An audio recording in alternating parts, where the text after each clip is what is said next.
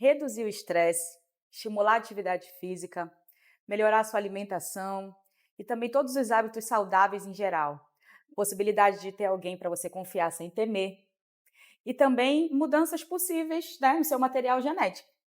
Você consegue imaginar e me dizer como isso tudo pode estar interligado por um único fator?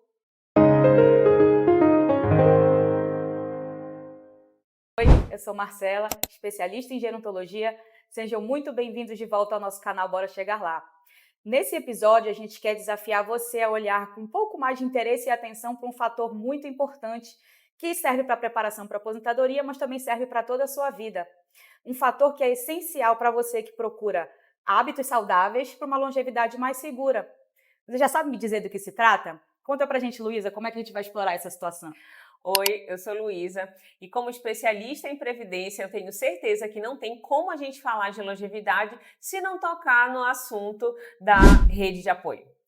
Rede de apoio consiste num conjunto estruturado de relações sociais e recursos que fornecem suporte emocional, informacional, instrumental e companheirismo para os indivíduos e grupos de indivíduos. Mas, simplificando o que é rede de apoio, a gente pode falar de um sistema de suporte social, formado por aquelas pessoas que a gente confia em situações desafiadoras, mas também pessoas que a gente pode compartilhar as nossas alegrias e as nossas vitórias. Isso mesmo, Luísa. E a gente tem normalmente uma impressão, né, de que a rede de apoio é um recurso muito abstrato, aquilo que a gente não consegue pegar, sentir, na verdade, na prática. E a gente está acostumado a pensar assim: para uma longevidade saudável, a gente precisa da alimentação boa, a gente precisa praticar atividade física, a gente precisa pensar na nossa situação financeira, e isso tudo é válido para uma boa preparação para a aposentadoria. Mas a gente também precisa pensar em outros recursos, que não são só recursos palpáveis. E aí a gente tem esse desafio hoje de falar um pouco sobre a rede de apoio. Os benefícios que a gente pode identificar com a rede de apoio aí é justamente melhorar esse sistema e esse suporte social. Então, os estudos, como a Marcela falou, estão cada vez mais levando para esse sentido. Pesquisas acadêmicas, estudos científicos mostram que uma boa relação, né, uma boa rede de apoio aí pode realmente melhorar o nosso sistema imunológico e as nossas relações com o nosso próprio corpo. É verdade. Você lembra no último episódio que a gente falou sobre o filme? Falamos sobre a história da Nayade. E aí ela fala sobre uma rede de apoio, que ela não conseguiu fazer tudo sozinha. Ela destaca, inclusive, a importância dessa rede de apoio, que foi incrível, né? Exatamente. O caso da Nayade justamente mostra o quanto que a rede de apoio pode melhorar a nossa relação com a sociedade quando a gente está ali em uma relação desafiadora, mas também mostra como é bom a gente comemorar junto, Com né? certeza. E quem é que faz parte dessa rede de apoio? São os nossos amigos, familiares, instituições religiosas, grupos e comunidades nos quais nós estamos inseridos e pessoas com quem a gente divide a nossa vida. Verdade. E eu, como especialista em gerontologia, eu posso dizer para vocês que para uma longevidade saudável, uma rede de apoio forte e consistente, ela ajuda em algumas situações, como por exemplo, prevenir o isolamento social, né? E funciona como suporte, reduzindo o risco de desenvolver depressão e ansiedade, por exemplo. Também estimula a atividade cognitiva, o que faz com que a gente tenha menos risco de desenvolver demências, por exemplo. Tá? E aí, nessa capacidade da gente conseguir manter também a nossa autonomia e a nossa independência conforme a gente vai envelhecendo. Os benefícios, eles são muitos, né? E aí, vamos pensar, então, em alguns exemplos, para ver se a gente consegue situar aqui a rede de apoio nesse sentido. Eu vou contar para vocês uma história de uma experiência profissional que eu tive no atendimento de uma pessoa numa situação de preparação para aposentadoria. Vou falar da história da Cecília. O que aconteceu com a Cecília? Ela tinha um grupo de trabalho que ela não se relacionava muito, ela era muito retraída, meio tímida, e aí ela, no momento da pandemia, ela passou por algumas dificuldades. Morava só ela e a mãe dela. E aí a mãe dela adoeceu muito gravemente, ela não tinha com quem contar para levar para o hospital, para ajudar nas tarefas de casa, enfim, só tinha ela e a mãe. Foi uma época difícil, Muito né? difícil. E ela precisou, então, infelizmente, hospitalizar a mãe dela. Ela tinha que acompanhar até onde fosse possível, né? E depois ela teve que ficar sozinha. Infelizmente, o que acabou acontecendo? A mãe da Cecília faleceu. E aí ela passou por todo aquele período de luto, muito difícil, como muitas famílias passaram, né, nessa época aqui. E aí ela teve, eventualmente, que em algum momento voltar a trabalhar. Quando ela voltou a trabalhar, ela percebeu uma movimentação com os colegas de trabalho dela. Muito triste ainda que ela estava, ela começou a receber algumas intervenções dos colegas, pessoas se aproximando, dizendo: poxa, Cecília, eu soube do que aconteceu com a tua mãe, queria poder te dar um apoio, mas eu não tinha o número do teu telefone, não sabia teu endereço, eu não tinha como me comunicar contigo. E isso não foi só um colega, foram vários colegas que chegaram para ela e disseram isso.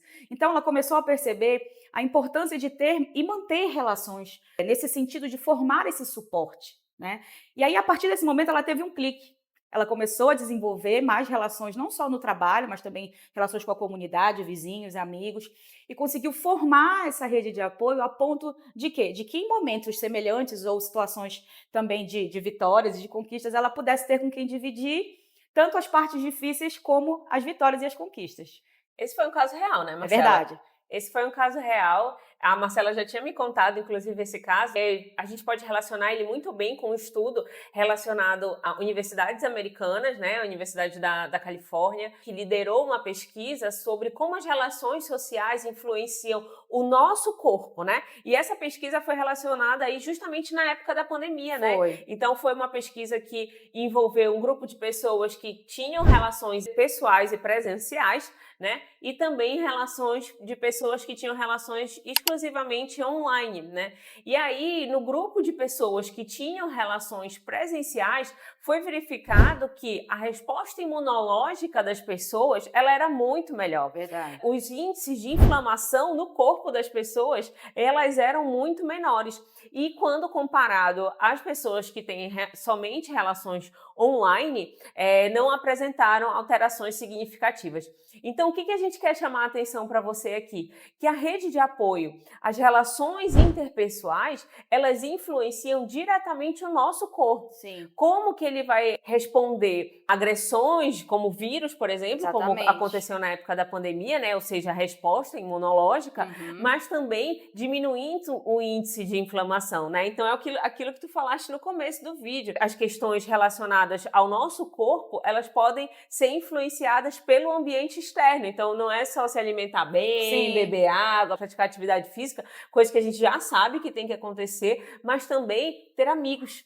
Né? Participar de um grupo, participar de um grupo social, né? Ou um grupo da comunidade, vizinhos, família, um grupo religioso, enfim, isso muda realmente os nossos aspectos genéticos. É verdade, esse estudo que foi feito na época da Covid, né, demonstrou inclusive que a resposta dos corpos das pessoas que foram entrevistadas foram melhores de quem mantinha essa rede de apoio presencial, né? E aí a gente consegue, de repente, tirar um pouco daquele estigma que eu falei no começo, de não conseguir sentir na prática qual é a importância da rede de apoio, né? Tu tens algum outro exemplo, assim? Tem, vamos lá Sem falar. ser de época de pandemia, por exemplo, porque realmente foi algo muito atípico, né, na nossa vida. Vamos falar um pouco, então, da situação da Fernanda, né? A gente vai contar aqui a história da Fernanda, que ela estava se aproximando da aposentadoria, e aí ela começou a sentir um pouco, assim, os desafios daquele momento, porque ela não sabia como ela estava se preparando, o que ela ia fazer, quais eram os objetivos, ela não tinha se planejado para aquele momento novo.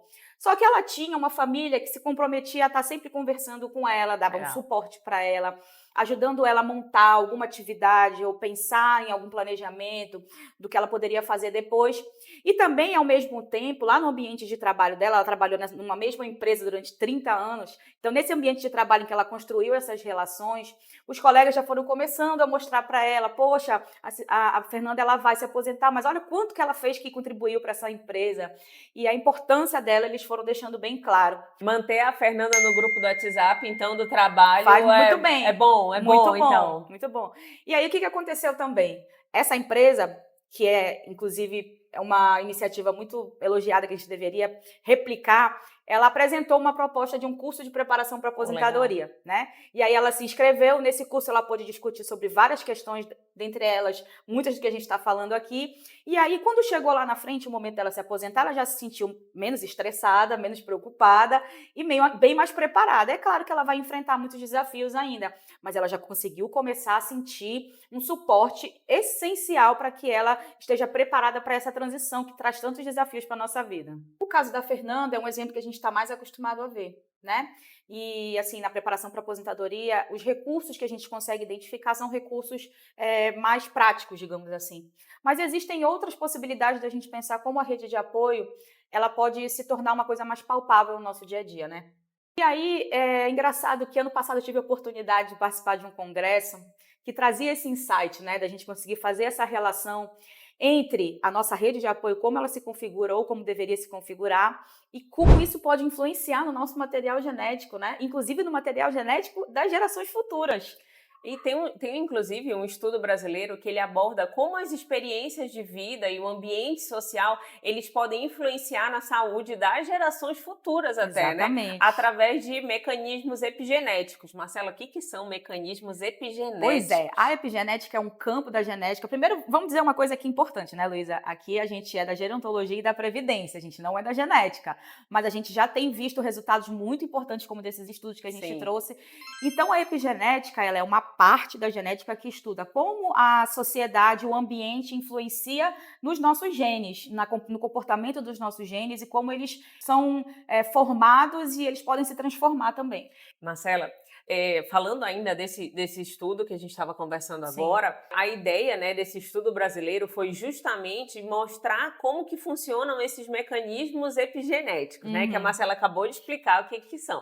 Então, a ideia justamente do estudo é destacar como as interações entre os genes e o meio ambiente, incluindo fatores como dieta, estresse, suporte social, podem alterar a expressão gênica sem modificar a sequência do DNA. Então, essas mudanças epigenéticas aí, elas podem ser transmitidas de geração em geração, afetando a saúde e o desenvolvimento dos descendentes. Então, quem diria que a nossa rede de apoio pode alterar aí a nossa expressão gênica, né? Se a gente for fazer uma relação com aquele estudo anterior, né, Luísa, que a gente percebeu que os resultados demonstraram que as pessoas que tinham relações sociais, uma rede de apoio mais robusta, elas conseguiram ter uma resposta melhor imunológica, a gente também pode correlacionar com esse estudo. Por quê? Se eu tenho uma resposta imunológica melhor, é porque houve alguma alteração gênica e a gente conseguiu, de alguma forma, movimentar o nosso corpo para que ele tivesse uma resposta e menos inflamação. Então, como é importante a gente ter uma noção, e esse congresso me acendeu uma luz muito interessante para a gente conseguir pensar sobre isso. É importante a gente lembrar justamente isso, que quando te convidarem para tomar um café, para comer um pedaço de bolo, né? Quando te convidarem para participar de uma atividade de comunidade, saiba que você está fazendo um bem para você mesmo e até mesmo para os seus descendentes, né? É verdade. Está melhorando a tua resposta imunológica de acordo com artigos científicos publicados já na área. Então você está fazendo um bem para você, assim como é muito bom beber água, fazer uma boa dieta, atividade física. Então cultive a sua rede de apoio.